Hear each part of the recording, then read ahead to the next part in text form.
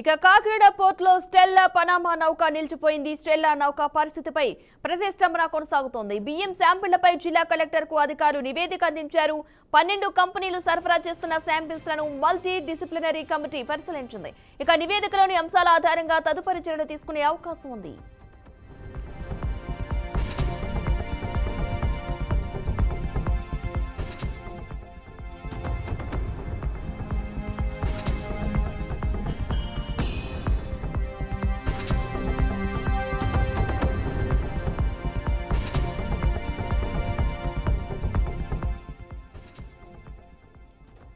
కాకినాడ పోర్టులో Stella Panama నౌక నిలిచిపోయింది. స్టెల్లా నౌక పరిస్థితిపై ప్రతిష్టంభన అయితే కొనసాగుతోంది. బియ్యం శాంపిళ్లపై జిల్లా కలెక్టర్ కు అధికారులు నివేదిక అందించారు. 12 కంపెనీలు సరఫరా చేస్తున్న శాంపిల్స్ లను మల్టీ డిసిప్లినరీ కమిటీ పరిశీలించింది. ఇక నివేదికలోని అంశాల ఆధారంగా తదుపరి చర్యలు తీసుకునే అవకాశం ఉన్నట్లుగా తెలుస్తోంది.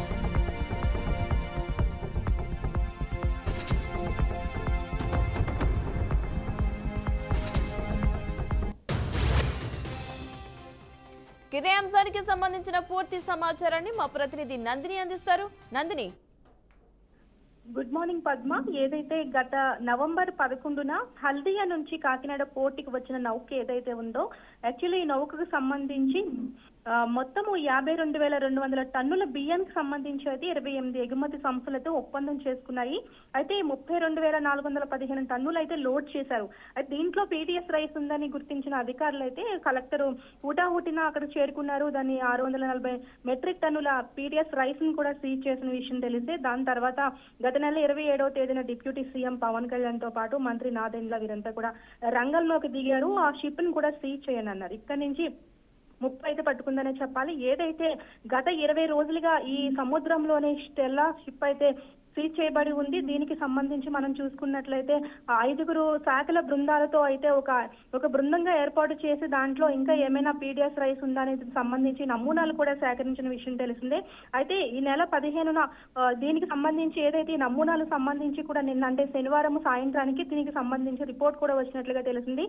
ఈ రిపోర్ట్ అంతా కూడా జిల్లా కలెక్టర్కి అయితే పంపించినట్లుగా తెలుస్తుంది. అయితే దీనికి సంబంధించి ఈ రిపోర్టు జిల్లా కలెక్టర్ అయితే డిప్యూటీ సీఎం తో పాటు ఏపీ సీఎం చంద్రబాబు కూడా పంపించనున్నారు. దీనికి సంబంధించి అసలు ఈ నమూనా పరీక్షలకు సంబంధించి అసలు షిప్ ని సీజ్ చేయాలా, లేదంటే షిప్ లో ఉన్న ఏదైతే నిల్వలు ఉన్నాయో నిల్వల్ని సీజ్ చేయాలన్న దానిపై కూడా ఒక సందిగ్ధత నెలకొందనే చెప్పాలి. ఏదైతే దాదాపుగా ఈ నమూనాలకు సంబంధించి అయితే మొత్తం 28 కంపెనీలకు సంబంధించి ఎగుమతిదారులకు సంబంధించి మొత్తము 32 నమూనాలు అయితే తీసుకున్నారు. అయితే దీంట్లోనే ఈ నౌకకు సంబంధించి అయితే 12 ఎగుమతి సంస్థలకు చెందిన బియ్యం నమూనాలు సేకరించారు. వీటిలోనైతే పేదలకు సంబంధించిన ఏదైతే పీడిఎస్ బియ్యం ఉందో ఈ బియ్యానికి సంబంధించి అయితే ఆ ఫలితాలు అయితే నిన్న సాయంత్రం వచ్చినట్లుగా తెలుస్తుంది. అంటే దీనికి సంబంధించి ఇప్పటికే డిప్యూటీ సీఎం తో పాటు చంద్రబాబు కూడా మొన్న ఏదైతే ఈ కలెక్టర్ల ముఖ్యంగా ప్రధానంగా రాష్ట్రంలోని ఈ రీసైక్లింగ్ ఏదైతే బియ్యాన్ని రీసైక్లింగ్ చేసి విదేశాలకు తరలిస్తున్న సంబంధించి ఎక్కడ కూడా దీని మూలాలు ఉండకూడదని కూడా ఎంతో ప్రతిష్టాత్మకంగా తీసుకున్నారు. అయితే 2 రోజుల క్రితం జిల్లా కలెక్టర్ షణ్మోహన్ కూడా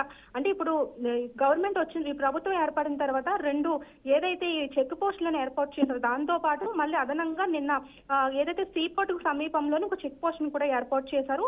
రాష్ట్ర వ్యాప్తంగా కూడా అసలు ఈ ఇతర రాష్ట్రాల నుంచి కూడా ఎక్కడికైతే మన కాకినాడకు సంబంధించి పీడిఎస్ రైస్ వస్తుందో ఎక్కడ కూడా పీడిఎస్ రాకూడదు, అలాగే రీసైక్లింగ్ అన్నది కూడా ఎక్కడ జరగకూడదు అన్న దానిపై కూడా పూర్తి స్థాయిలో నివేదిక కూడా తీసుకోబోతున్నారు. దీనికి సంబంధించి ఒక టీమ్ ను కూడా ఏర్పాటు చేశారు.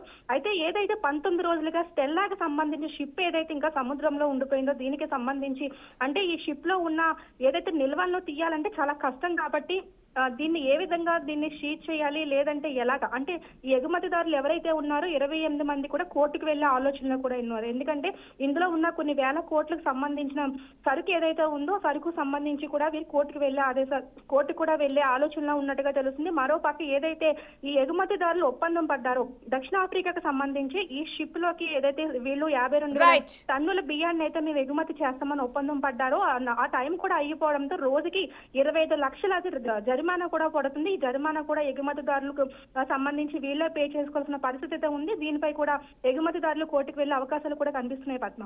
Right, thank you Nandini.